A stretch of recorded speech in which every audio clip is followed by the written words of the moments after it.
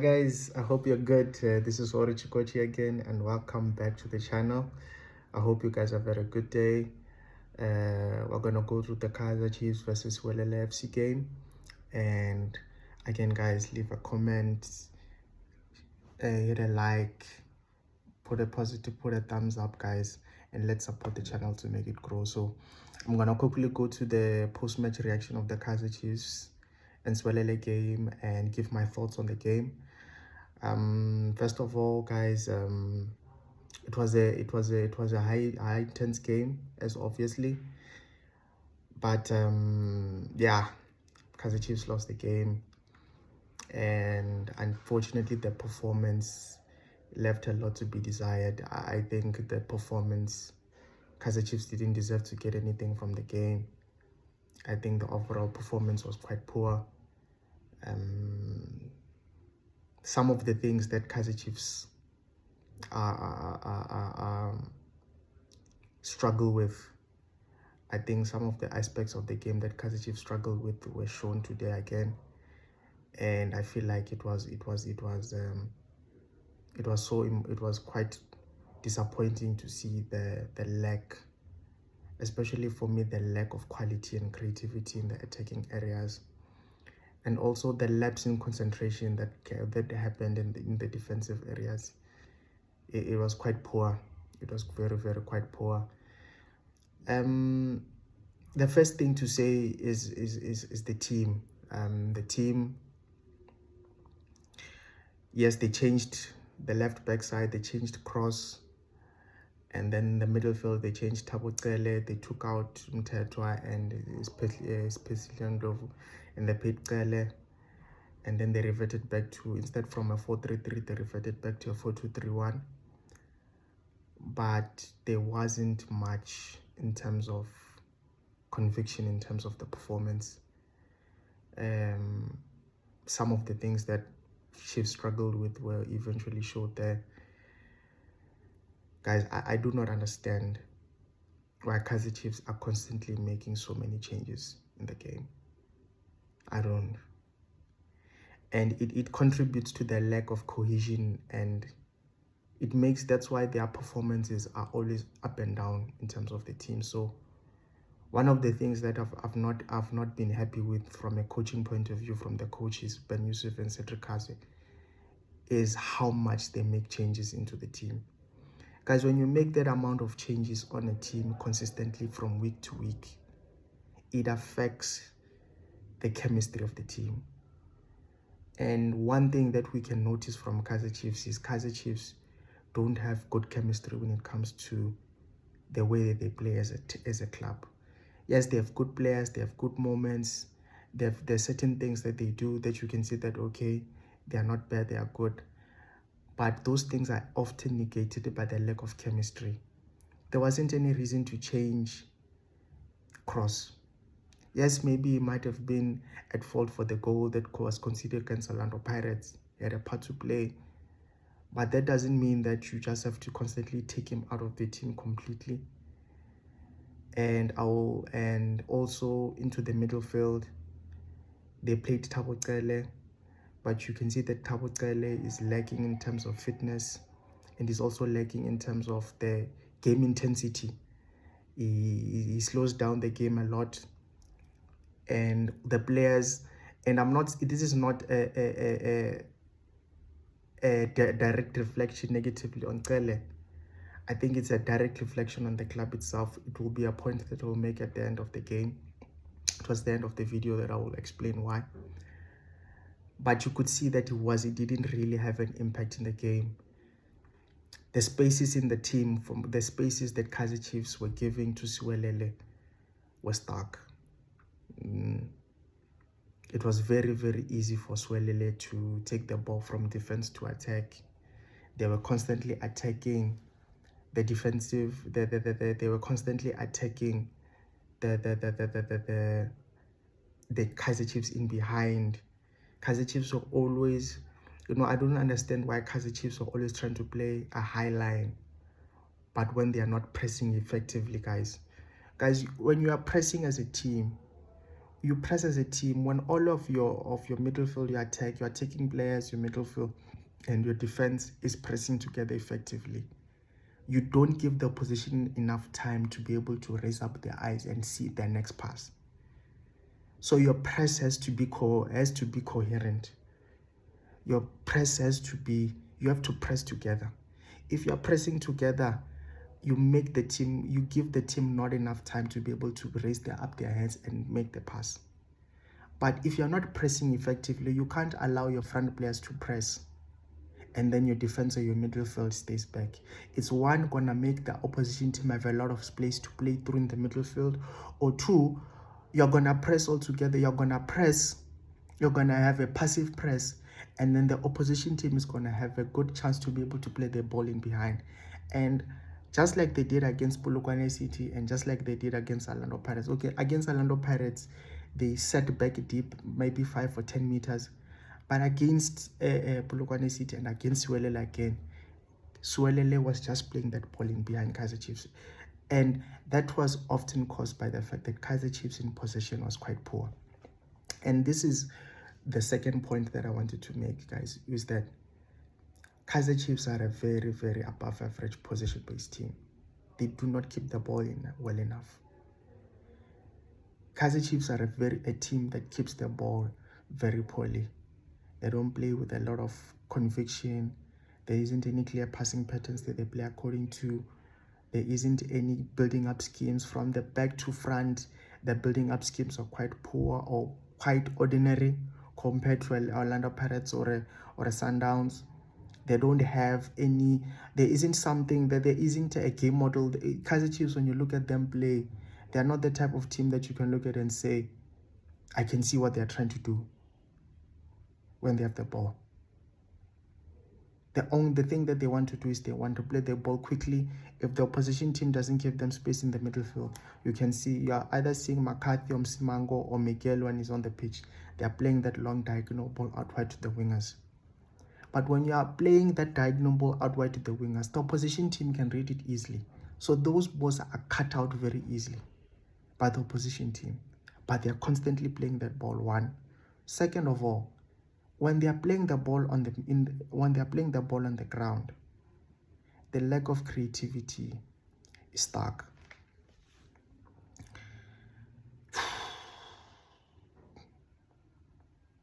Guys, it's for me, it's quite, and maybe this is harsh, but it's very poor. The quality of the way that Kaizer Chiefs play, especially when they play the ball on the ground, they don't look like a team. I'm sorry to say, they don't look like a team that practices together. They don't look like a team that trains together. There are certain partnerships and certain connections that you see at a team when they play. When you look at a team that plays and connects with each other and that know each other's strengths and weaknesses, you can see the way they combine and the way they move the ball. There's a level of conviction and know-how in the way they move the ball. But with Kaizer Chiefs, they don't keep the ball long enough. After 2 or 3 passing sequences, they lose the ball. And because they do that, the games that you watch for Kaizer Chiefs are generally high turnover games, because Kaizer Chiefs turn over the ball quickly, and then the opposition team, because they want to hit Chiefs quickly on the break, they also want to play the ball quickly. And because of that, that's why you see Kaizer Chiefs games becoming basketball games, because they do not keep the ball well enough for a big team. Abdeslam Awadu said it again for Orlando Pirates. Potimo Halfway said it. I think Mangoba Ngiti said it again. Kaizer Chiefs do not play in a way that shows that they're a big club. They play like a very small team, because they don't play with a lot of quality in their possession. They don't move the ball quickly. But then I'm not surprised because of the profile of the players that they have.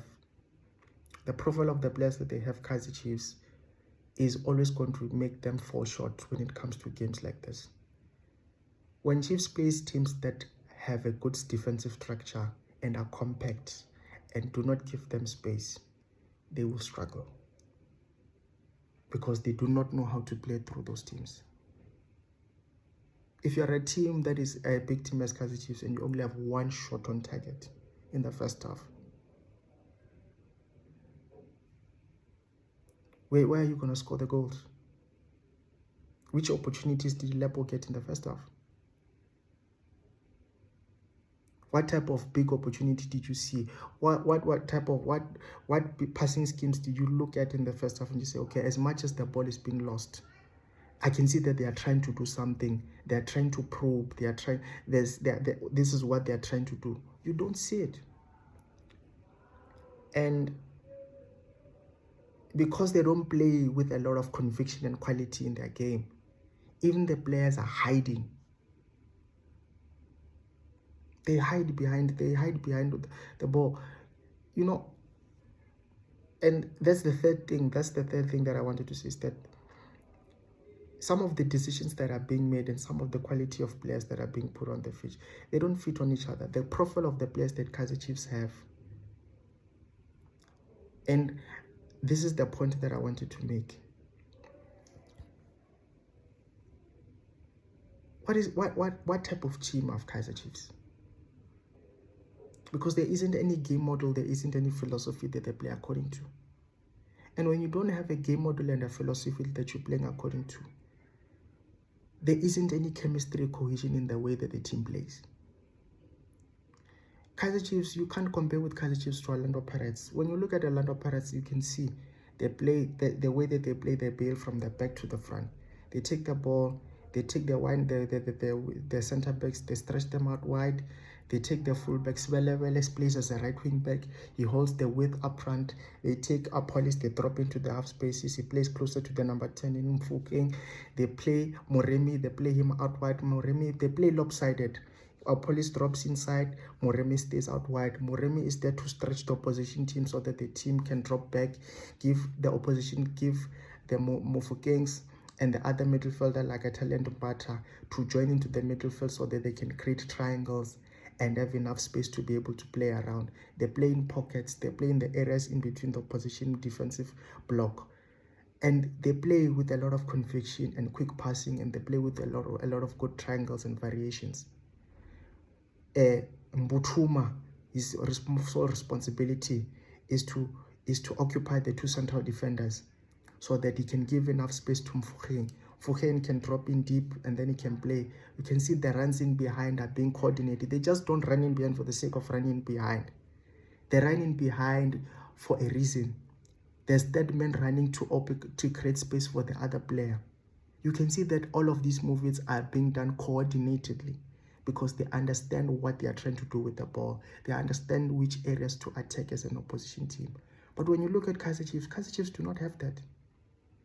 When you look at Sundowns, they keep the ball very much. They keep Adams. They put him as sole defensive midfielder. They'll stretch. Similar to Orlando Pirates, they take their fullbacks to put them out wide. The only difference with Sundowns is that instead of Modiba staying out wide on the right wing back, sometimes we'll find him inverting to the midfield and being a third midfielder so that he can push Mokoena straight closer to the center, to the attacking areas into the final third. Sometimes you'll find Mokoena sitting in a line with Adams in a 2, but just like with Mbata and Makaula, or Mbata and Namtanjela from Orlando Pirates, when one sits deep, generally it is Jaden Adams who takes the ball and he tries to play the ball in behind, or tries to keep the ball or build the ball from the back. You find that there's a progression and there's a clear plan on what they are doing. Modau stays out wide, stretches the play. Sometimes you'll find that Ronwen William will come and become an extra center back. You'll find Ndamane dropping or becoming a left wing back, or becoming a left wing or left back in some areas, and then you'll find Ronwen Williams taking the ball and becoming a third center back closer to Grand Kekan or Kopido. So those are teams that you can see that they have a game model that they play according to. There's a plan. They know what they're doing. And most importantly, they have players that fit the tactical plan that they're trying to play. On a consistent basis, you know what type of team Sundowns are. You can know the team. You know the Sundowns' best team. You know Orlando Pirates' best team because they play with that type of team consistently. Kaizer Chiefs changes teams game to game. One game, they'll play Ngowe into the midfield. How many partners has Mawoye had in the midfield? How many?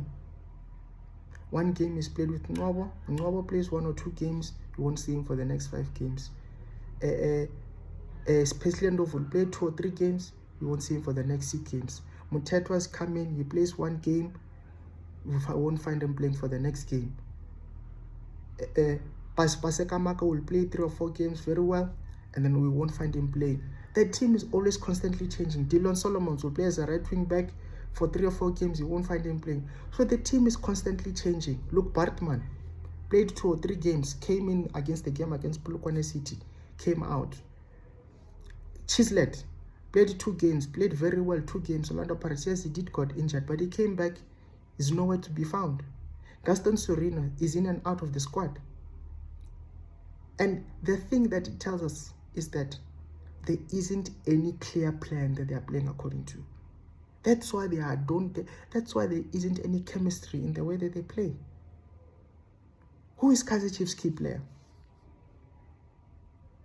Is it Mdudisi Chavalala? It's too inconsistent. It's too inconsistent. Kaizer Chiefs do not have that player that grabs Mufukeng, Etabo Marcelo Allende, Etembazwane, that has that arrogance on the ball to be able to say, I'm dragging that. They do not have that player. They have a lot of players that can play their roles, but the type of quality that can take the ball and move and play, and they don't have a lot of those players. They have a lot of average players in their team. Kanyisa Mayo is nowhere to be seen. So how do these players build consistency when there isn't any game model? They're always consistently changing system. Kaizer Chiefs changed the system against the level to a 4-3-3. They played Mtato Mawoy and Specialist and Love in the midfield. Modi I didn't play in the past 5 games. He came and played against Orlando Pirates. And if people noticed against Orlando Pirates, the same tactical plan is going to be used against Sundowns. Because Kaizer Chiefs play according to the game that they are playing. There isn't a game where Kaizer Chiefs will say, you know what, we are going to go there to beat this team, to dominate the game. They do not play. They are not that type of team. So, and the profile of the players that they don't mix.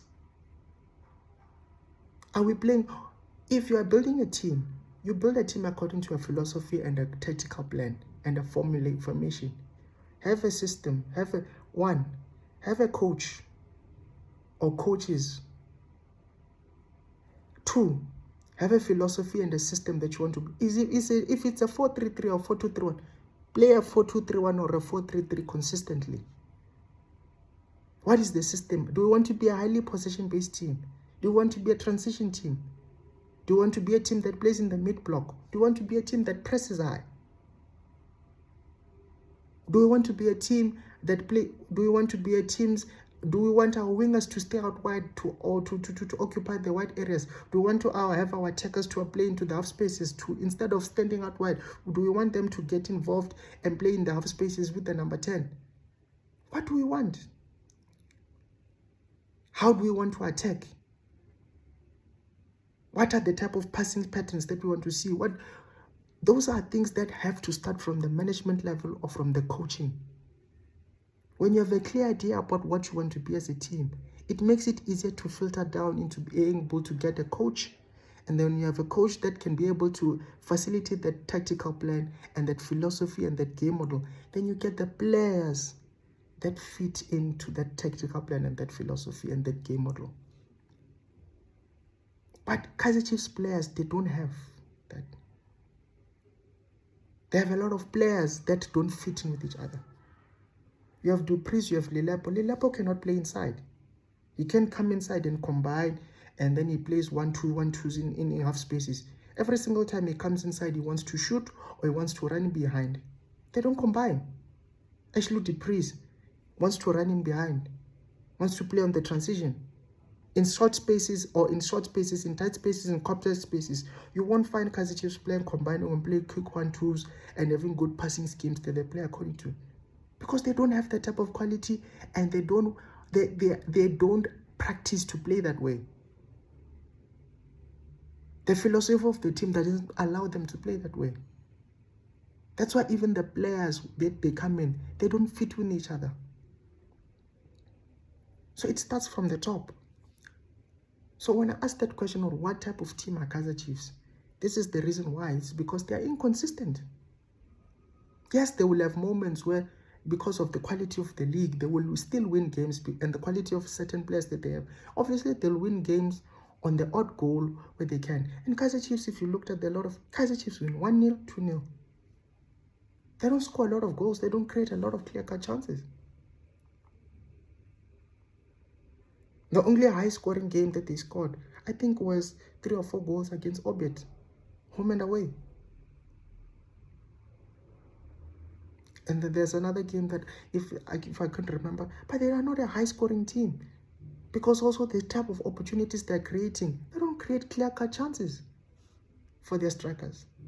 Their attackers are not attackers that are high-scoring players. If you have a Pule Mode who is playing as a winger, who has only scored 3 or 4 goals in the past 4 seasons, and you're starting win, what do you expect, guys?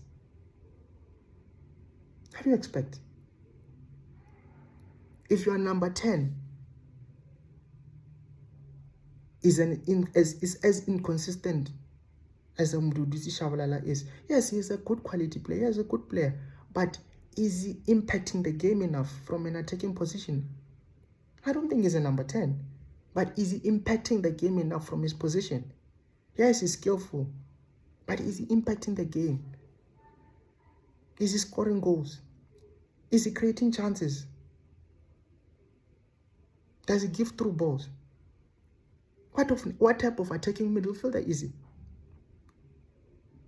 So we have to ask these questions, and when you ask these questions, that's where you can see that you don't get surprised with the type of performances. So there's a lot of work with Kaizer Chiefs, and the performance doesn't surprise me. They have a lot of players, but they don't have a lot of players that make a good difference in the game. They don't have a lot of players that can take the game on the scruff of the neck and make an impact in the game. A lot of players, a lot of the way that they play is quite depending on individual brilliance. They don't move the ball with any conviction and with any quality. And when you don't do that, you give the opposition team an opportunity to play against you. So yeah, the performance was poor. The changes that were made in the second half didn't really have any impact. Plus, also, Siwelele didn't have any incentive to attack anymore because they already had 2 goals. They sat back a little bit more, and obviously they gave the momentum to Chiefs. But Chiefs, again, when they're playing against teams that are solid and defensively strong, and they have a good solid structure, and they have a compact defense, they do not know how to play against those teams. They are quite poor. So they struggled as I did. They brought in Velebai. They tried to isolate him with the wing backs, but still his final ball wasn't enough. They didn't create enough situations they didn't create a lot of chances, even in the second half. I don't think the Siwelele goalkeeper had a lot to do. So it's more of what I expected, unfortunately. So there's a lot of work to do with the club.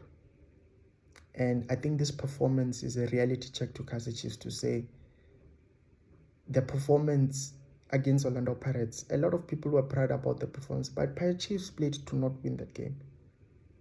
They played with a lot of energy, but the quality at the end of the day in the final third was lacking. And you could see that they played the game to not lose. And they eventually got their point. But when they're in a game where the onus is on them to win the game, they struggle, or they don't add, or they don't play in a way that gives them credence to believe that they could win the game. So there's a lot of work that Kaizer Chiefs have to do. The coaches, the changes were poor. I don't understand when you're going to play against a team that plays in a defensive block, or is going to you are going to have a lot of the ball, or you're going to why you don't have creativity or you don't have attacking midfielders. Mfundo Vilakazi should have started the game for me. I do think having a Gaston Sereno, Gaston Sereno and Mfundo Vilakazi should play a bit more than they do. I think Mfundo Vilakazi, as much as his final ball can be a bit hit and miss, but you can see he tries to play, he tries to combine, the same as Gaston. There's that quality, there's that final ball, there's that quality final ball that they can produce that I don't think a Shabalala can produce. I don't think he has that ability to be able to make that final pass or that defensive fleeting pass. So I was surprised also that Chislett wasn't there, but they struggled. And yeah, I've always felt like I don't think the coaches have prolonged their stay, but it comes down to asking what Kaizer Chiefs want as a club. And I think for the moment, according to the performance, the best that they can do is third. I do still think that there's still a lot of points to play for. As such, I think even the game, Amazulu, I think a fourth, Amazulu can still overtake them. So for Kaizer Chiefs and their players, I think this is a reality check in terms of them understanding where they are and where they need to improve. And the defensive point of view, a lapses of concentration, a lot of mistakes, positionally, understanding how to stay positionally when the opposition team, the positional discipline, understanding which areas you must. Kaizer Chiefs, a lot of players in defensive areas of Kaizer Chiefs are very reactive defenders. They are not proactive. You have to be proactive enough to see the danger before it happens. And Kaizer Chiefs players are usually reactive players because they don't read the game very well, and positionally they are found wanting a lot of times. Marco generally is being beaten on the back post generally most of the time, and as such, understanding which areas to be in when the ball is on the side of the field. When you play McCarthy and Marco on the same game, a lot of teams generally play that diagonal ball to that area because they know that McCarthy, in terms of timing the ball and his positioning for a cross of a diagonal ball, he usually gets beaten on these long diagonal balls. But Kaizer Chiefs, I just think defensively, they were caught a lot of times in behind. And I think for them as the defense, they should have understood that, we're being beaten, we're always being turned around all of times. So instead of that, let's drop a bit back. Let's make sure that we do not give them the space. Even if they play in front of us, it's better they play in front of us instead of behind us. But they to stop that space from coming. But then the quality was poor. I don't understand. The quality was found wanting. McCarthy is very good on the ball, but his positioning sometimes is suspect. The same thing as Msimango. Msimango on that chance in the second half, for him to not have the composure to hit the target was found wanting. But at the end of the day, I think the performance doesn't surprise me. I just think it says more about the team, and it shows more about the weaknesses that Kaizer Chiefs have as a team and the amount of work they have to do. So there's a lot to do in Kaizer Chiefs.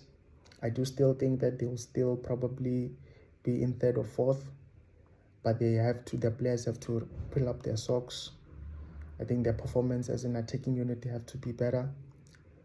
And hopefully for the next game against, I think the next game is around Mamelodi Sundowns next week, Wednesday. They have to be a lot better and improve their performance in order to be able to be competitive against Sundowns.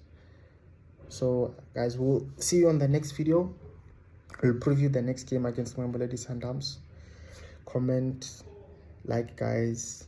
Let's grow this channel. I hope you have a great day. Enjoy. See you next time. Bye guys.